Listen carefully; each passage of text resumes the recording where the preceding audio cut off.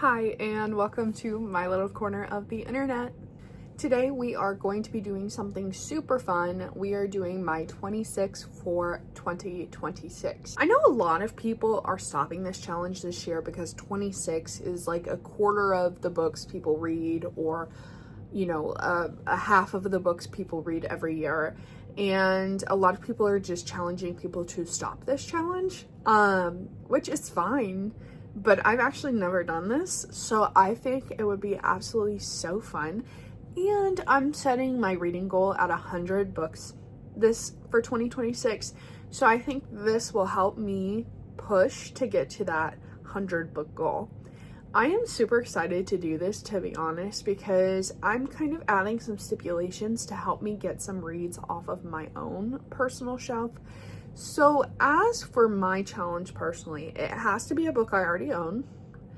It has to not be very new. Like, I could have purchased it this year, but it had to have been like the beginning of the year or something.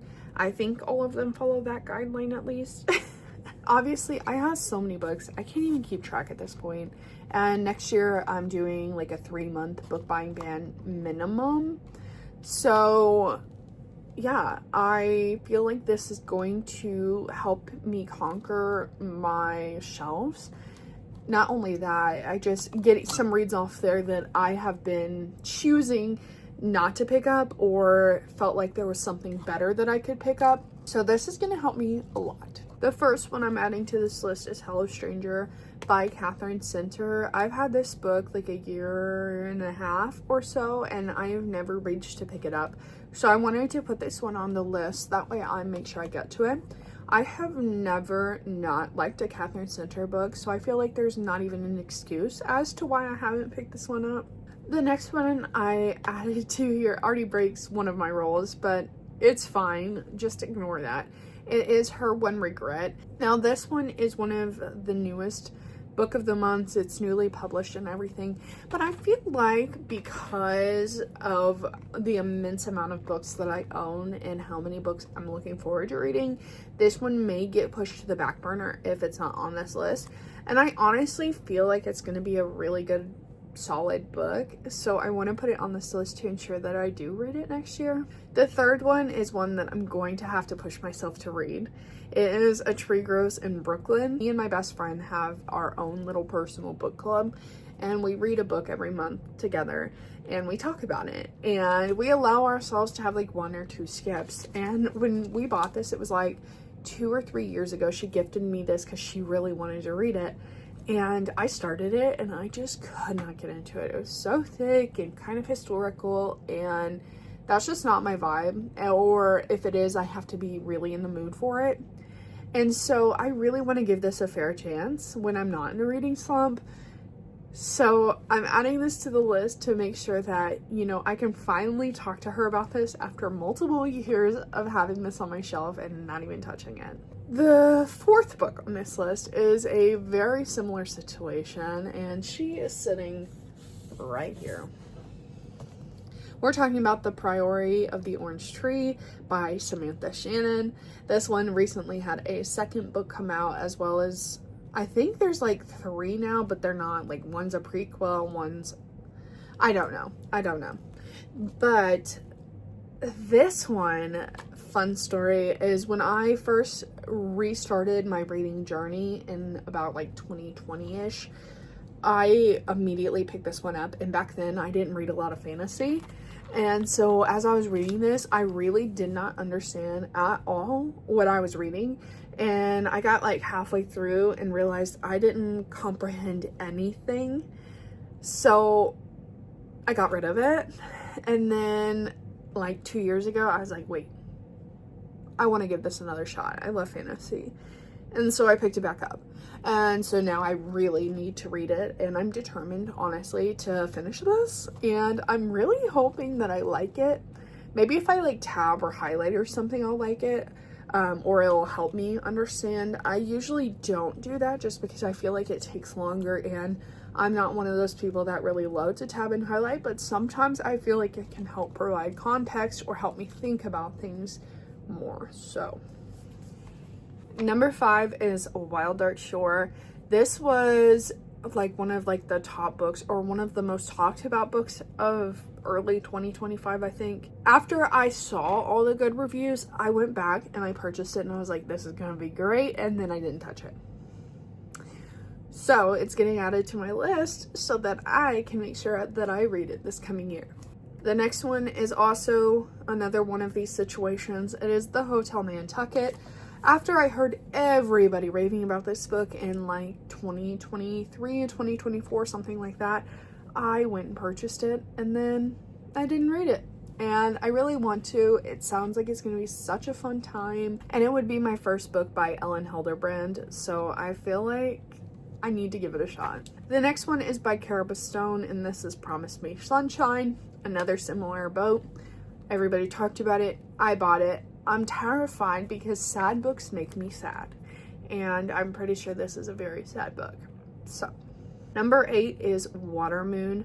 This one sounds very good, but I feel like it's a very seasonal read, like maybe towards the end of the year, maybe in like the November, fall months. I don't know. I feel like I just need a push to read this one as well. Number 9, I am absolutely looking forward to, and that is Phantasma. I have wanted to pick this book up so many times, and then I made an excuse for myself as to why I shouldn't. But I'm honestly like so ready to read this book. This may be one of like the first books I read in the coming 2026, and I think this is perfect to add to the TBR.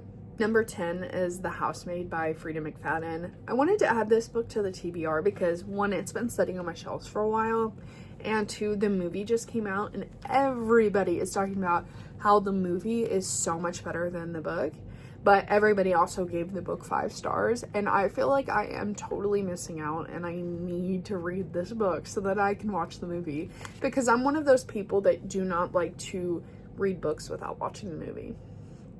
Or I don't like to watch the movie if I own the book and I haven't read it. Number 11, Water for Elephants. This was recommended by my husband's cousin. She loves reading. She loves this book. I picked it up secondhand. I need to read it. Number 12, None of This Is True. Everybody's favorite thriller for several months of like 2024, and I even got an arc of it.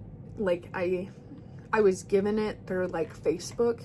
It wasn't like somebody sent it to me. Now, if the publishers of Lisa Jules books want to send me books, I am not opposed. Sign me up, please.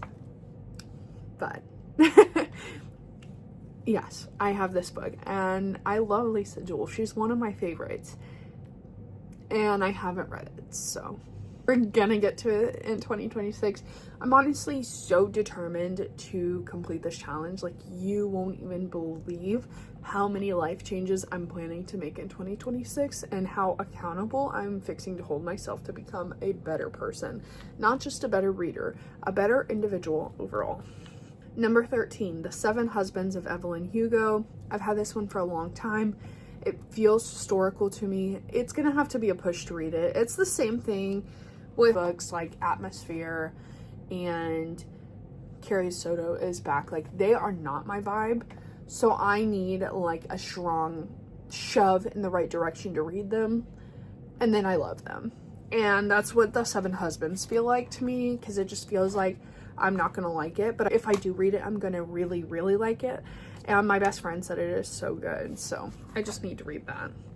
Number 14, This Is How You Lose the Time War. Short, sounds really interesting. Could I complete it today? Absolutely. I need somebody to throw me off the edge of a cliff if I don't finish this one in 2026. Number 15, The Lions of Fifth Avenue. Another historical fiction, and I feel like I either have to have like winter or fall vibes to read historical fictions, or I just have to force myself, because generally I feel like I end up really liking every historical fiction I read.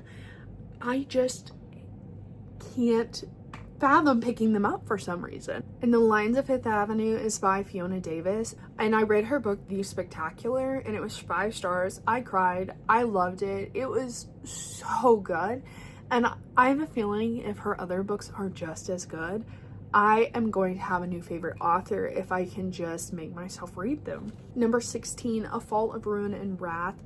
This is one that I received from a book box, and I heard one good review and I was like, yes, I have to have it. I have no clue what it's about. Haven't touched it, need to read it. Number 17, This Dark Descent. I think this book is going to be so good. This one seems so up my alley. I got this in one of my book subscriptions that I used to have as well, and I just haven't found the time to read it. Or when I originally tried, I was in a book slump and couldn't get through it, and I had only made it like 15 pages. I just feel like this one is going to be so good, and I want to get it out of the way in 2026. Number 18, A Monster Calls. This one is one of those books that is like recommended. It's super short, super fast paced. I don't know how I'm gonna feel about it, but I'm really looking forward to reading this. Number 19, everybody knows him, everybody loves him. Frederick Bachman's book, Anxious People. I originally tried to read this when it first came out. I've had it that long, like since like 2019, 2020, something like that. And when I originally tried to read it, I didn't understand it and I didn't like it. And back then I didn't just like fiction books. Now I do. So I feel like giving this another chance will allow me to really touch base with Frederick Bachman and see if he is an author that I'm going to want to continue reading from, or if I'm just not a fan. Number 20, The Last Tale of the Flower Bride. This fits the category that many of these books have fit, which is I picked it up because I heard stellar reviews and then I never touched it. And I feel like this one's going to be up my alley as well. I feel like this one's going to be so good, and I'm just really looking forward to reading this. Now, the next 1, 2, 3, 4, 5 are from my Kindle. Now, all of these I own on Kindle. Either I was able to download for free or really cheap, because I don't know if anybody uses Amazon and gets like the Amazon digital points for like waiting for shipping, but I always choose, if I can, like, you know, wait an extra 5 days for my package for $2 in Kindle rewards. And I do that every time so that I can buy books for free. And so this next one is A Sea of Unspoken Things by Adrienne Young. Then I have A River Enchanted by Rebecca Ross. Rebecca Ross is such a good writer. I am so looking forward to this. I have Hungerstone. This one is a complete 180 from what I typically read, but I'm interested to give it a shot. We have Evadian, which I believe is a romantasy, which I'm looking forward to reading. And then Blue Sisters. Oh, and I also forgot one of the physical books I also have is First Line Wins, and I got that when it was first published as well and never touched it. All of these books are books that I have owned, and most of them owned for a very long time, and I think all of them are going to be so good, but I just need that push to read them. And I think by forcing, not necessarily forcing myself, but by putting them on this 26 for 2026 list and making it a priority to read these books, I am really going to find some new favorites, find some that I don't like, you know, be able to reorganize my shelf and compare 2019, 2020 me to current me, which is 6 years later. Honestly, I don't think this is going to be that hard of a challenge because I really only have to read 2 books a month for 10 of the months of the year, and then 3 books for 2 of the months of the year.